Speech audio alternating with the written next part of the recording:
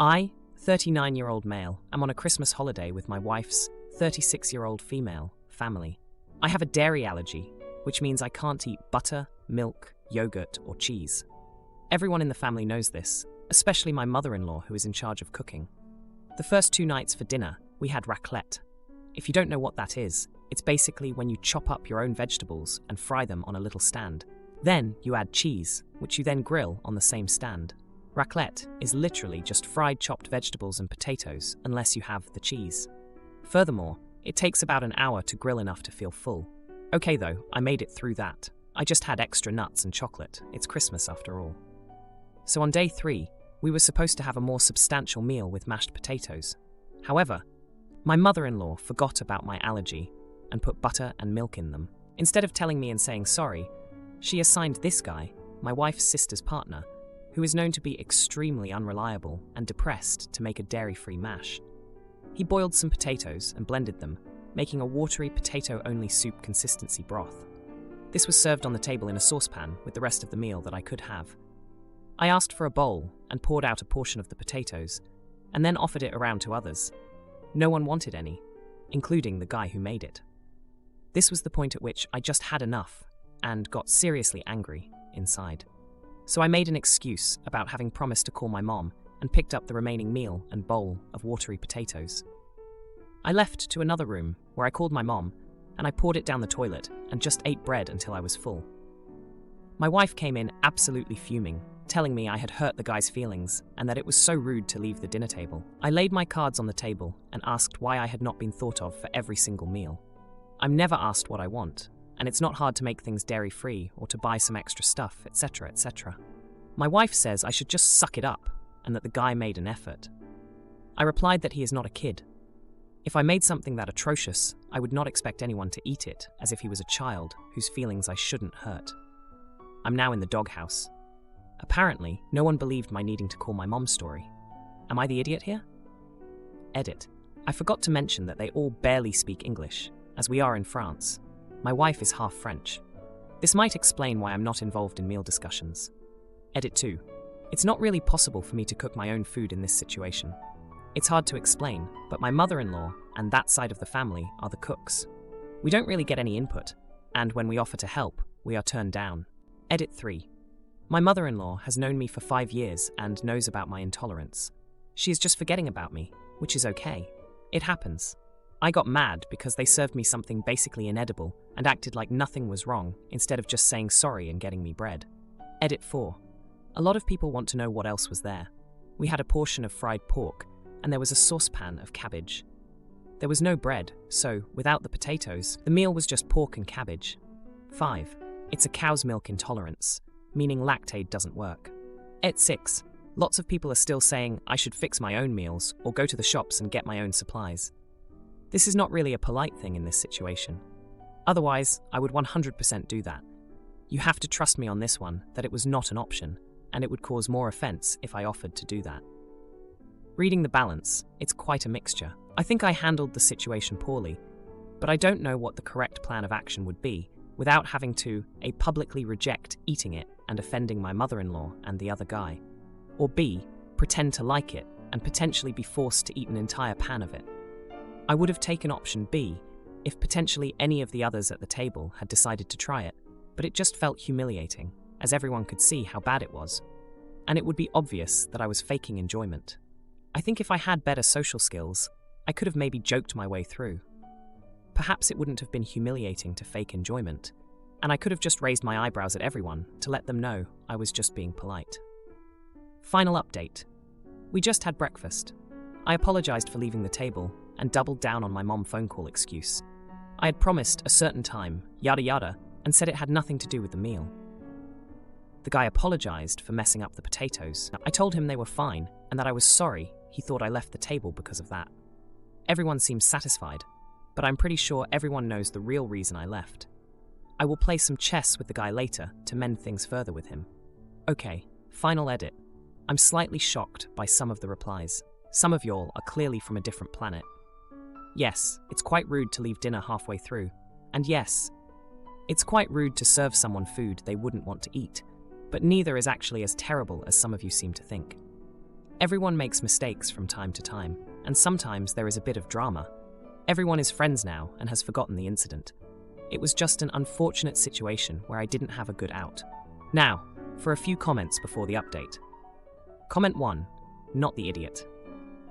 I'm a fiend for gluten and dairy, but I was making a holiday feast this year with a friend who cannot eat either. Really was not that hard to skip making gluten things and not use any butter. I just made smashed potatoes instead of mashed. Get some small potatoes, boil until soft, smash on a baking sheet with olive oil and bake until crispy, because they sounded tasty and were something that worked for everyone. I think part of being a good host is making sure everyone is really included in the meal.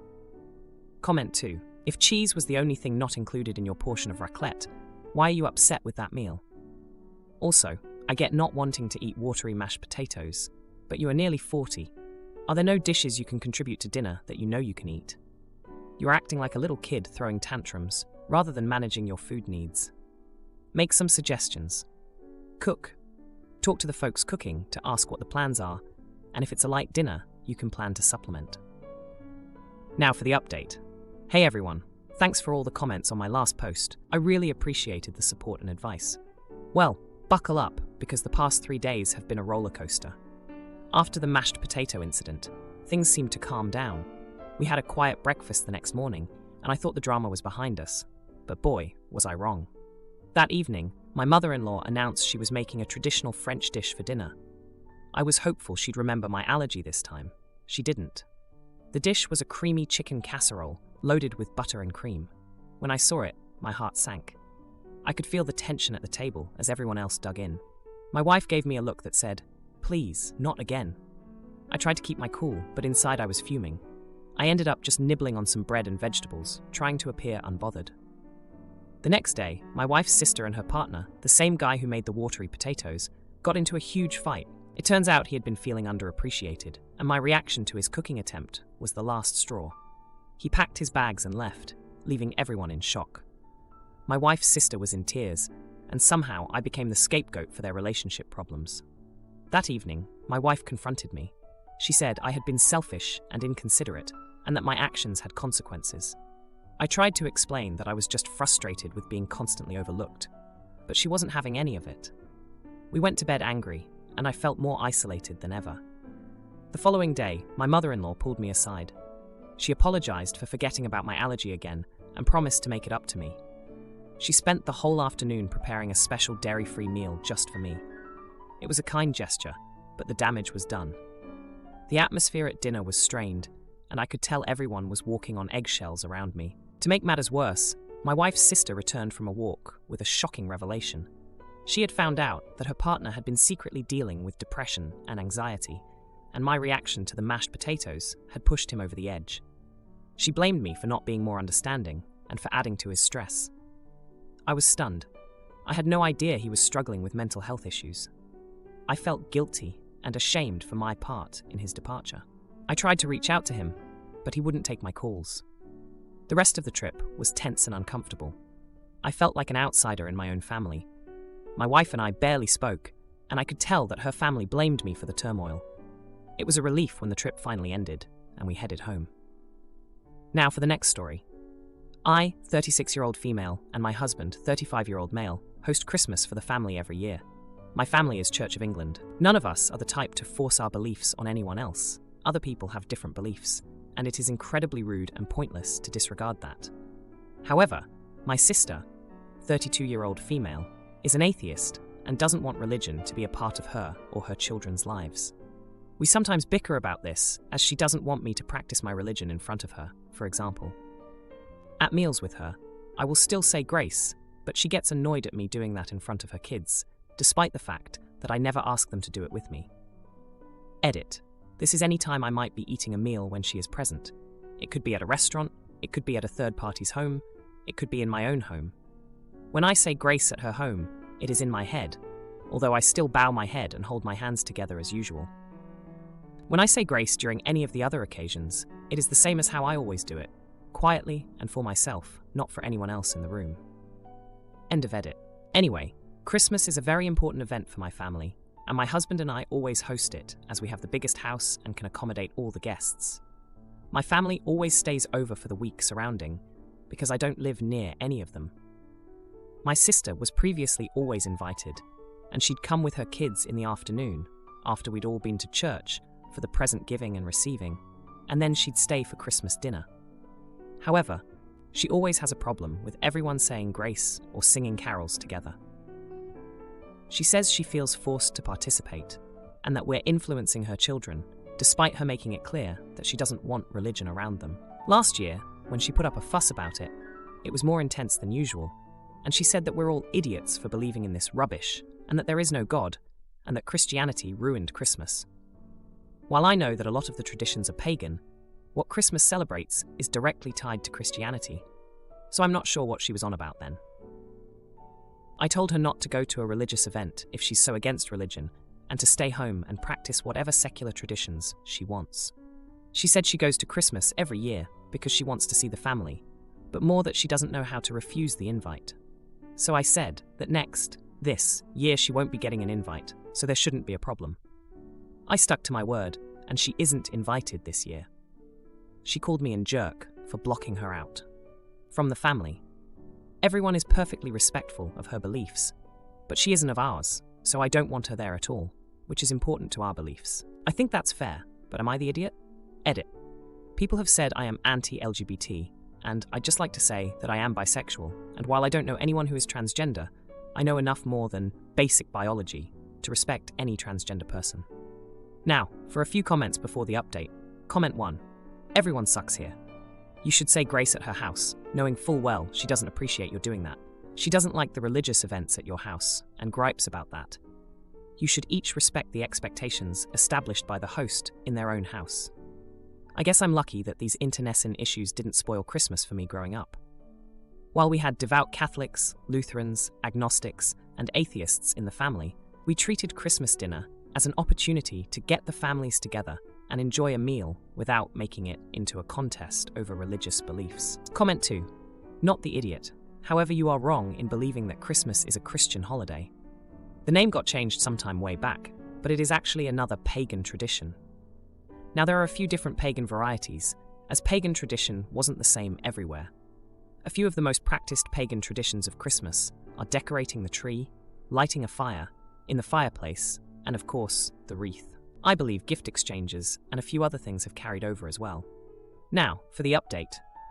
Hey everyone, thanks for all the support on my last post. It's been a month since I shared about the Christmas drama with my sister, and boy, do I have an update for you. So, after I decided not to invite my sister to our Christmas celebration, things got even more heated. She started a group chat with the whole family, blasting me for excluding her and painting me as the villain. She claimed I was trying to tear the family apart over religion, which couldn't be further from the truth. I just wanted one peaceful day where we could all celebrate without her constant complaints. My parents, who've always been the mediators, tried to smooth things over. They reminded us of the time when we were kids and we'd put on plays for them. My sister and I would always fight over who got the lead role, but in the end, we'd work it out. They hoped we could find that same compromise now, but my sister wasn't having any of it. She accused them of favoring me because I followed their religious beliefs. Meanwhile, my husband, who's always been my rock, was getting fed up with the whole situation. He reminded me of how we met at a friend's wedding, where we bonded over our shared values and respect for each other's beliefs. He couldn't understand why my sister couldn't show the same respect. Then, just when I thought things couldn't get worse, my sister showed up at our house unannounced a week before Christmas. She demanded to be let in, saying she had every right to be there with the family. I was shocked, but let her in, hoping we could talk it out. The conversation was anything but calm. She accused me of brainwashing her kids the few times they'd been over and seen me pray. I was stunned. I've always been careful to practice my faith quietly around her family, just like when we were kids, and she'd get mad if I even mentioned church. It escalated quickly, and she ended up throwing one of the Christmas decorations my husband and I had picked out on our first holiday together. It shattered, and that was the last straw for me. I asked her to leave, and she stormed out, but not before saying she'd make sure the whole family knew how intolerant I was. The family was split. Some understood my position, while others felt I was being too harsh. My cousin, who's always been the gossip of the family, spread the story like wildfire, embellishing details and making me out to be some sort of tyrant. Christmas Day came, and it was bittersweet. The family that did come tried to keep the mood light, but there was an obvious void where my sister and her kids should have been. We all missed them, even though the day was free of arguments. But here's where karma comes into play. My sister had planned a big, secular Christmas bash at her place, inviting friends and family who were on her side. She wanted to prove she could throw an even better Christmas without any religious nonsense.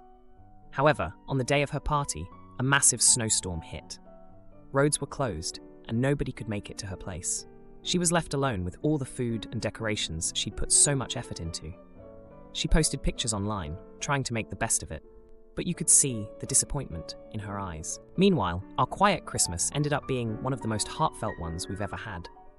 Everyone shared stories of past holidays, and we all realized how much we valued our time together, regardless of our beliefs. As for my sister, she hasn't spoken to me since, but I heard from my aunt that she spent the night of her failed party looking through old family Christmas photos, possibly reminiscing about better times. Now, for the next story. I, 26-year-old female, spent December 22nd to 26th with my boyfriend's, Luke, family, staying at his parents' house along with his sister, her husband, and their kids. It was a long few days, to say the least. It's very cramped quarters, 3 bedrooms, 1 full bathroom, and very different from my own family's Christmas.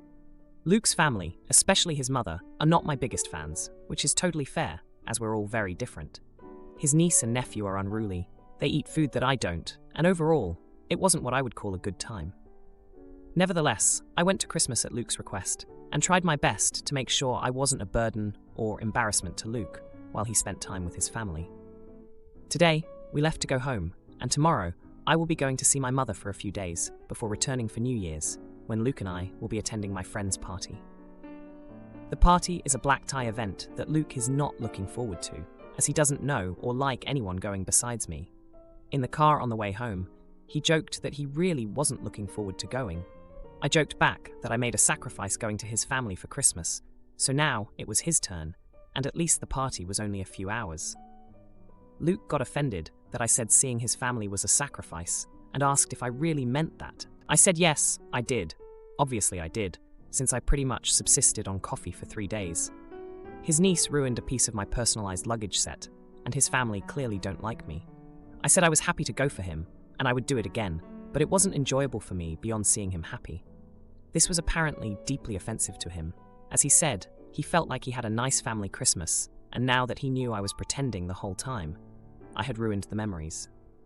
I'm a bit confused as to how he would think I legitimately enjoyed being cold, hungry, and having no privacy for days on end, and not being with my family for Christmas. But either way, it was a choice I was happy to make for him, and it's not the end of the world. I don't see how I'm the jerk for pointing out, humorously and with no malice, that I made a sacrifice for Luke. But he's been cold to me since I said it. Am I missing something here? Edit. It won't let me comment since this is a new account. Don't have the karma. So for everyone asking about the food, why I mostly had coffee, I didn't want to seem like a jerk for buying and cooking my own food while there. Luke and I went to the store, and I got a few snacks that I didn't need to keep in the kitchen, so as not to offend his family. But obviously, I couldn't be eating those all the time. So at breakfast, I had coffee. For lunch, I had another coffee/snack. And for dinner, I just ate what I could of whatever they were having, normally a bit of the side dishes. I thought it would come across as really rude to buy and then use their kitchen to cook myself a whole separate meal. Now, for a few comments before the update. Comment 1. Not the idiot. Not even a little bit. You're obviously either a great actor or your boyfriend is oblivious. Either way, good on you for sticking it out. I highly recommend getting your own place when visiting people, particularly in-laws. As a general rule, I do not like staying with other people in their homes. There are certain daily routines that just do not benefit from additional people in a space. Comment 2. Luke was trying to tell you he didn't want to go to the party. He expected you to say, "Okay, honey, we won't go if that makes you uncomfortable." He didn't expect to get hit back with a nuclear truth bomb. It seems Luke is perfectly fine with you being uncomfortable, as long as he isn't. If your long-term goal is being married, remember this red flag. Now, for the update. Hey everyone, thanks for all the comments on my last post. I really appreciated the support and advice. So a lot has happened in the past 3 days, and I'm still trying to wrap my head around it all. After the whole Christmas ordeal with Luke's family, things got even more intense. We got back home, and I was looking forward to a few days of peace before the New Year's party. But peace was the last thing I got. The day after we got back, Luke was still acting weird. He was quiet and wouldn't really talk to me about what was bothering him. I thought he just needed some time to cool off, but boy, was I wrong. I went to see my mom as planned, and while I was there, I got a text from Luke that just blew my mind. He said he needed space and that he was going to stay with a friend for a while. I was shocked. I mean, we had a fight, but I didn't think it was that serious. Now, here's where things get really crazy. Luke's friend, who he said he was staying with, is actually his ex-girlfriend. I found out because she posted a picture on social media of the two of them together, looking way too cozy for just friends. I couldn't believe it. I felt so betrayed. I called Luke immediately, we'd out, and he tried to play it off like it was nothing. He said they were just catching up and that I was overreacting. But I knew better. Luke and his ex have a history that he's never been completely honest about. They were together for a long time before he met me, and I always had a feeling that he wasn't over her. The next day, I was still at my mom's, trying to process everything, when Luke's sister called me. She said she heard about what happened and that she was sorry. I was surprised because she's never been on my side before. But then she dropped another bombshell. She told me that Luke's mom had been talking to his ex behind my back for months. She was the one who encouraged Luke to reach out to her. I couldn't believe it. His own mother was plotting against me. It all made sense now. The coldness from his family, the way they treated me, it was all because they wanted him back with his ex. I was furious. I felt like such a fool for trying so hard to fit in with his family when they clearly didn't want me there. And Luke, I couldn't even look at him the same way anymore. How could he do this to me? How could he let his family meddle in our relationship like that? I confronted Luke about it, and we had a huge fight. He admitted that his mom had been talking to his ex, but he said he didn't think it was a big deal. He said he was just confused and needed to figure things out. But I wasn't buying it. It was clear to me that he had been lying to me for a long time. The next day, which was the day of the New Year's party, I was a mess. I didn't know what to do. I didn't want to go to the party alone, but I also didn't want to stay home and sulk. In the end, I decided to go to the party by myself. I figured it would be better than sitting around feeling sorry for myself. The party was awkward without Luke, but my friends were there for me. They could tell something was wrong, and I ended up telling them everything. They were just as shocked as I was. They couldn't believe Luke would do something like that. As the night went on, I started to feel a little better. I realized that I didn't need Luke or his toxic family. I was better off without them. I danced, I laughed, and for the first time in days, I felt like myself again. But then, just when I thought the night couldn't get any more dramatic, Luke showed up at the party. He tried to talk to me, but I wasn't having it. I told him I knew everything and that it was over between us. He looked devastated, but I didn't care. He had made his choice, and now he had to live with it. If you liked this video, you'll probably like these too. Also, while you're here, please consider subscribing. It's your support that keeps this channel alive and allows me to make better and longer videos. Have a great day.